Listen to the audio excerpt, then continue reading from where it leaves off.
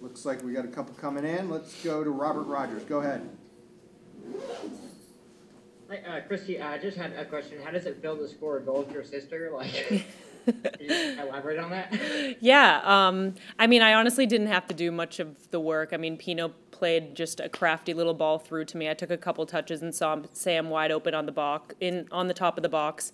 And of course, we all know how good Sam's shot is. So I just passed it to her, and I kind of knew. I just like had a feeling like when I passed it to her that she was just gonna take a touch and score. And she texted me before the game, and she was like, "If we have a sister goal, we have to chest bump after."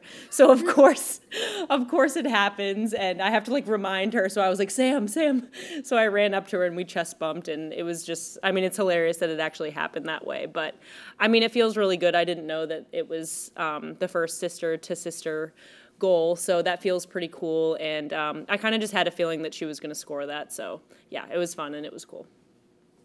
Awesome. Let's go to Steph Young. Go ahead, Steph. Thanks, sorry, just finding the unmute button. Kristie, it seems like, you know, you've been given instructions to work in that kind of left-sided half space, be an agent of chaos, get in the box. What's your self-evaluation of how you performed that role tonight? And, you know, is that on, and are you being asked to do, you know, other stuff too?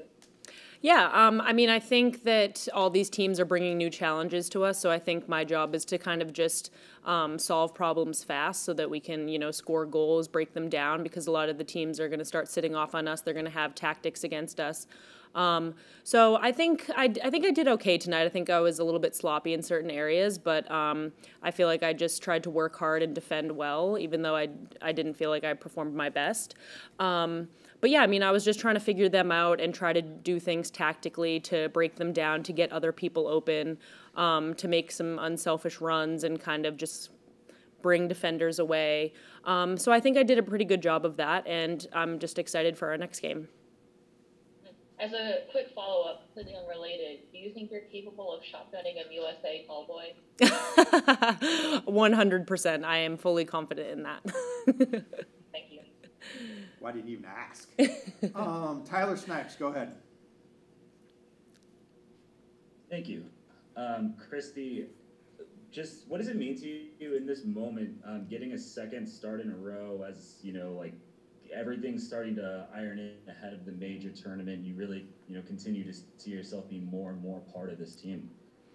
Yeah, I mean, it feels really good. You know, I kind of just want to be that player if, you know, if they need me in the lineup, if they need me to come in for 5 minutes, if they need me to come in for 30 minutes, if they need me to start. I kind of just want to be a reliable teammate and a reliable player for the coaches. So whatever I need to do to help this team win a gold medal, I'm going to do. So tonight, my role was to start and to try to make an impact. And, you know, hopefully I did that. And I just want to keep doing whatever I have to do to help this team. Awesome. Let's go to Jeff Carlisle. Go ahead, Jeff. Thanks, Aaron. My question is, you know, now that the roster has been named and you know you're going, you know, to what degree has some tension kind of evaporated, not only for you, but for the entire group? I mean, can you guys just like breathe now and kind of just look ahead instead of maybe worrying about your own personal circumstance? Yeah, for sure. I mean, I think when a roster is cut down, there's obviously always that natural tension just because, you know, everyone's worried about themselves. Everyone wants to make it. Everyone wants to do well.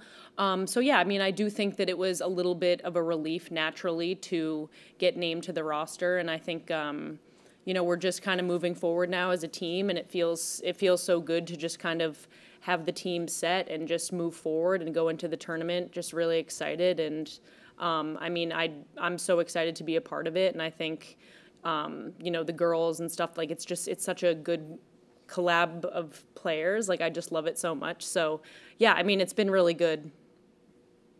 Awesome. Thank you. Yep, thanks, Jeff. Let's go to Matt Vautour. Go ahead, Matt.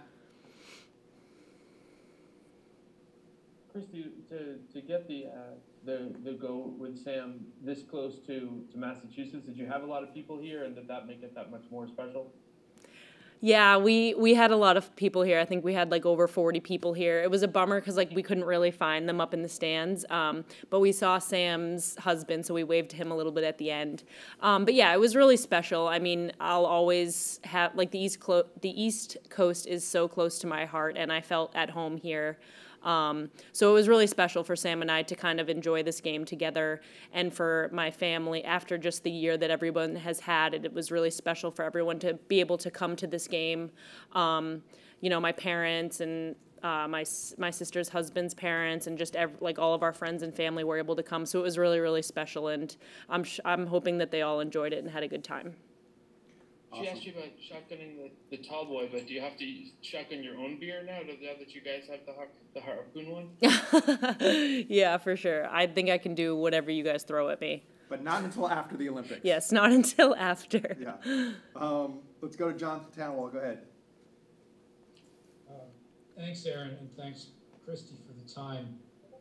You know, when Julie Ertz plays the six, the role of the six is very well defined, and we know what Julie contributes to this team.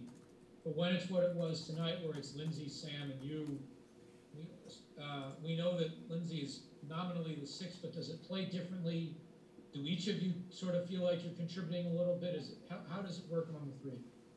Yeah, I mean, I think that Sam, Lindsay, and I worked pretty well together, and I mean, of course, I think, you know, the lineup misses Julie. I think Julie's such an important part of this team, but I think Lindsay has really stepped in there and made such a huge impact. Like, I love playing with her.